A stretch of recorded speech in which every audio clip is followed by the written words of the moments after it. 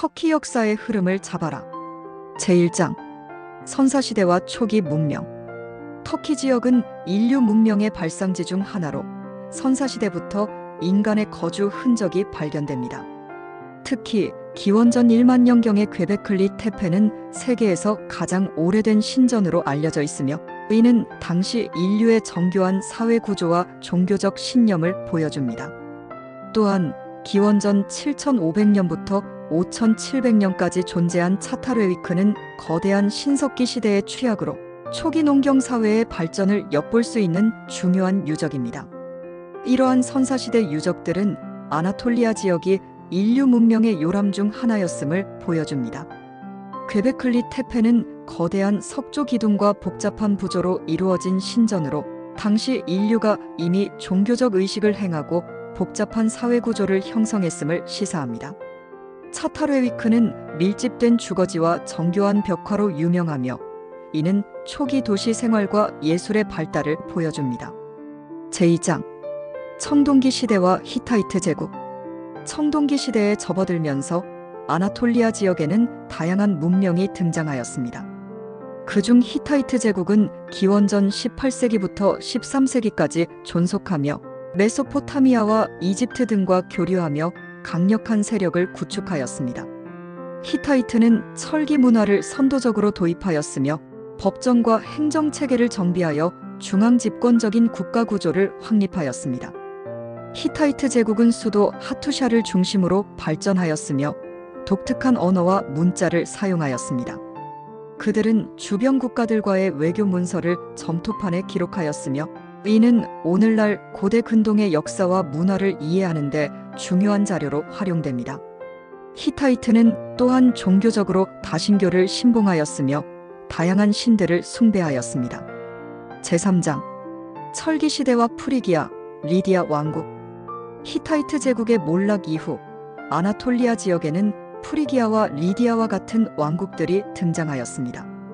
프리기아는 기원전 12세기부터 7세기까지 번성하였으며 특히 음악과 예술 분야에서 두각을 나타냈습니다. 리디아 왕국은 기원전 12세기부터 546년까지 존속하였으며 세계 최초로 주화를 발행하여 경제 발전에 기여하였습니다. 프리기아는 전설적인 왕 미다스로 유명하며 그의 황금에 대한 이야기는 오늘날까지 전해집니다. 리디아는 주화를 발행함으로써 상업과 무역을 촉진하였으며 이는 경제 시스템의 발전에 큰 영향을 미쳤습니다. 이러한 왕국들의 문화와 기술은 이후 아나톨리아 지역의 발전에 중요한 기반이 되었습니다. 제4장 고대 그리스와 페르시아의 지배. 기원전 1200년경부터 아나톨리아 해안 지역에는 그리스인들이 정착하여 아이올리스와 이오니아 등의 도시 국가를 형성하였습니다.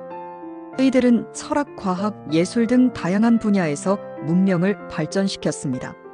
그러나 기원전 6세기에는 페르시아의 아케메네스 왕조가 이 지역을 정복하였으며 이후 기원전 334년에는 알렉산드로스 대왕이 진출하여 헬레니즘 문화를 전파하였습니다. 이오니아 지역은 탈레스, 아낙시만드로스 등 초기 철학자들의 활동 무대로 서양 철학의 발상지로 알려져 있습니다. 페르시아의 지배는 아나톨리아 지역의 행정과 문화를 변화시켰으며 알렉산드로스 대왕의 정복은 그리스 문화와 동방 문화의 융합을 촉진하였습니다. 제5장 로마와 비잔틴 제국의 지배. 기원전 1세기부터 아나톨리아 지역은 로마 제국의 일부로 편입되었으며 로마의 행정과 문화가 전파되었습니다. 330년 로마 황제 콘스탄티누스 1세는 비잔티움을 새 수도로 지정하고 콘스탄티노폴리스로 개명하였습니다. 이는 이후 비잔틴 제국의 중심지가 되었으며 동서 문명의 교차로로서 중요한 역할을 수행하였습니다. 비잔틴 제국은 기독교를 국교로 채택하고 성 소피아 대성당과 같은 위대한 건축물을 건설하였습니다. 또한 로마법을 집대성한 유스티니아누스 법전을 편찬하여 법률 체계를 정비하였습니다. 비잔틴 제국의 문화와 예술은 동유럽과 중동 지역에 큰 영향을 미쳤습니다. 제6장 셀주크 제국과 투르크인의 이주. 11세기 중반 중앙아시아에서 기원한 투르크계. 유목민인 셀주크 투르크인들이 아나톨리아 지역으로 이주하였습니다. 1071년에 만지케르트 전투에서 비잔틴 제국을 격파한 후 셀주크 제국은 아나톨리아 동부를 장악하였으며 이후 룸 술탄국을 수립하여 이슬람 문화를 전파하였습니다. 셀주크 제국은 페르시아의 행정 시스템과 문화를 받아들여 통치 체계를 확립하였으며 이슬람 학문과 예술을 장려하였습니다. 그들은 니샤푸르, 바그다드 등지의 학문기관인 마드라사를 설립하여 이슬람 신학과 과학의 발전에 기여하였습니다. 또한 카라반사라이와 같은 숙박시설을 건설하여 상업과 무역을 촉진하였습니다. 그러나 13세기 초 몽골의 침입으로 셀주크 제국은 쇠퇴하였으며 이는 아나톨리아 지역의 정치적 공백을 초래하였습니다. 이로 인해 다양한 소규모 군소국가인 베이릭들이 등장하였으며 그중 하나가 오스만 제국의 전신이 되었습니다. 제7장 오스만 제국의 부흥과 확장. 13세기 말 오구주족의 일파인 카이족의 지도자 오스만 1세는 아나톨리아 북서부에서 오스만 제국을 건설하였습니다.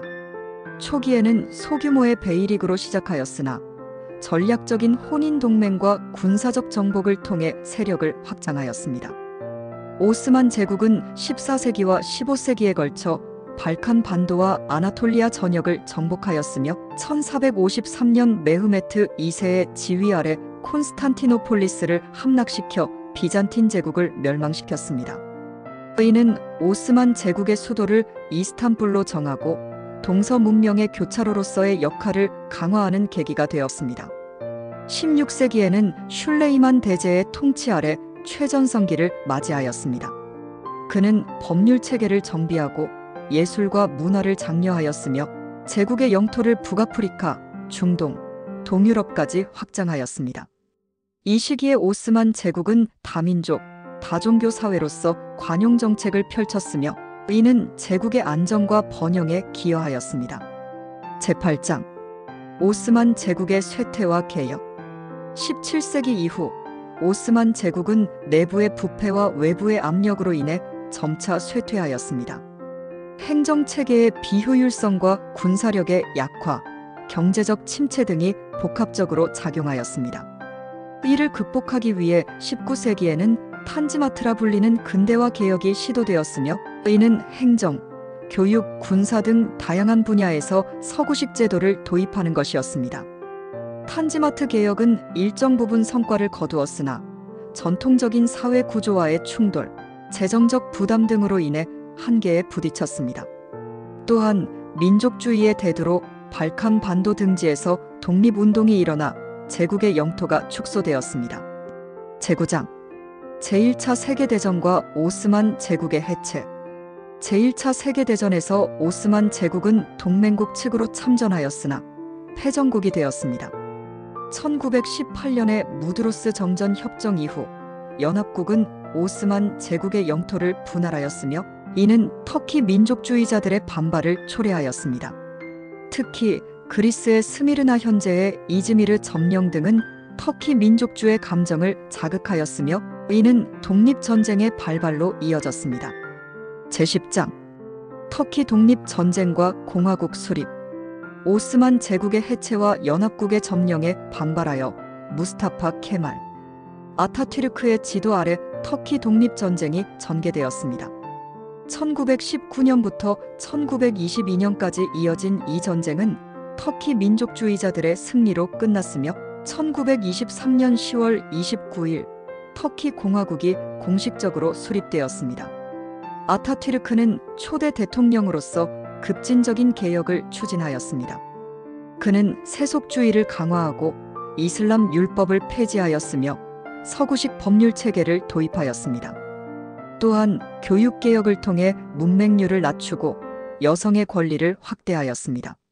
이러한 개혁은 현대 터키의 기초를 다지는 데 중요한 역할을 하였습니다. 제11장 다당제 도입과 정치적 격변. 1945년 터키는 다당제를 도입하며 민주주의 체제로의 전환을 시도하였습니다. 1950년 총선에서 민주당 DP이 승리하며 아타튀르크 이후 최초로 평화적인 정권 교체가 이루어졌습니다. 그러나 민주당 정부는 경제적 어려움과 정치적 긴장으로 인해 1960년 군사 쿠데타를 초래하였습니다. 1961년 새로운 헌법이 제정되었으며 이는 보다 자유롭고 민주적인 체제를 지향하였습니다. 그러나 정치적 불안정은 계속되었고 1971년과 1980년에 추가적인 군사 쿠데타가 발생하였습니다. 이러한 군부의 개입은 터키 정치의 불안정성을 보여주는 사례로 남았습니다. 제12장 경제 자유화와 사회 변화. 1980년대 투르구트 오잘 총리의 지도 아래 터키는 경제 자유화 정책을 추진하였습니다. 이는 외국인 투자를 촉진하고 수출 중심의 경제 구조를 형성하는 데 기여하였습니다. 그러나 이러한 변화는 사회적 불평등을 심화시키고 도시화와 실업률 증가 등의 부작용을 초래하기도 하였습니다. 동시에 쿠르드족 문제와 이슬람주의의 부상 등 내부 갈등이 심화되었으며 이는 터키 사회의 복잡성을 더욱 증가시켰습니다. 제13장 유럽연합 가입 노력과 외교 정책. 터키는 1987년 유럽 경제 공동체 EC에 가입 신청을 하였으며 1999년에는 유럽연합 EU 후보국 지위를 획득하였습니다. 이후 개혁을 추진하며 EU 가입을 위한 노력을 계속하였으나 인권 문제, 표현의 자유 제한 등으로 인해 협상은 지연되었습니다. 한편 터키는 NATO 회원국으로서 서방과의 협력을 유지하면서도 중동, 중앙아시아 등과의 관계를 강화하며 다각적인 외교 정책을 전개하였습니다. 제14장 에르도안 정부와 현대 터키. 2002년 정의개발당 AKP 총선에서 승리하며 레제프 타이이프 에르도안이 총리로 취임하였습니다. 에르도안 정부는 경제 성장을 이끌었으며 인프라 개발과 복지 확대 등을 추진하였습니다. 그러나 동시에 언론 자유 제한, 사법부, 독립성 훼손 등 권위주의적 경향을 보였으며 이는 국내외에서 논란을 일으켰습니다. 2016년에는 군부의 쿠데타 시도가 있었으나 이는 실패로 돌아갔습니다. 이후 에르도안 정부는 대규모 숙청과 개헌을 통해 대통령 중심제를 강화하였으며 이는 터키 정치 구조에 큰 변화를 가져왔습니다. 제15장 현대 터키의 도전과 과제. 현재 터키는 경제적 불안정, 인권 문제, 시리아 난민 문제 등 다양한 도전에 직면해 있습니다. 또한 에르도안 정부의 권위주의적 통치에 대한 국내외의 비판이 계속되고 있습니다. 터키는 이러한 문제를 해결하고 민주주의와 경제 발전을 동시에 이루기 위해 노력하고 있으며 이는 향후 터키의 미래를 결정하는 중요한 요소가 될 것입니다.